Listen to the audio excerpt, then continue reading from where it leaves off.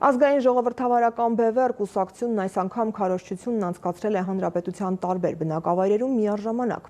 Կուսակցության անդամների մի մասը եղել է Երևանի Նոր-Նորք վարչական շրջանում, իսկ մյուսները Գեղարքունիքի մարզում։ Կուսակցության անդամները քայլերթով շրջել են Մարտունի, Գավառ, Սևան քաղաքներում, բնակիչներին իրազեկելով իրենց ծրագրի առանցքային կետերի եւ Հայաստանի առջեւ ծառացած խնդիրների լուծման տարբերակների մասին։ Ըստ կուսակցության անդամների, ներկայիս պետական համակարգի փոխարեն պետք է ստեղծել ինքնիշխան, ժողովրդավարական եւ կենսունակ ազգային պետություն։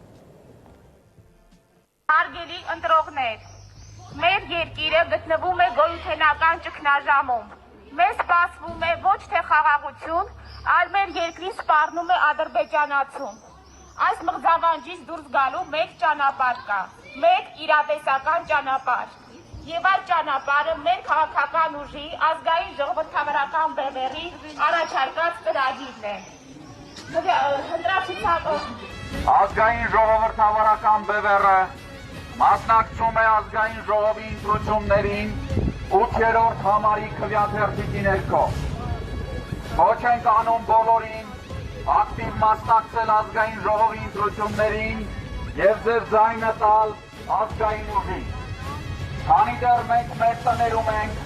քանի դեռ մենք պասիվ ենք, օրվա իշխանությունը դավաճանաբար հանձնելով Արցախը, հանձնում է նաև մնացյալ Հայաստանը։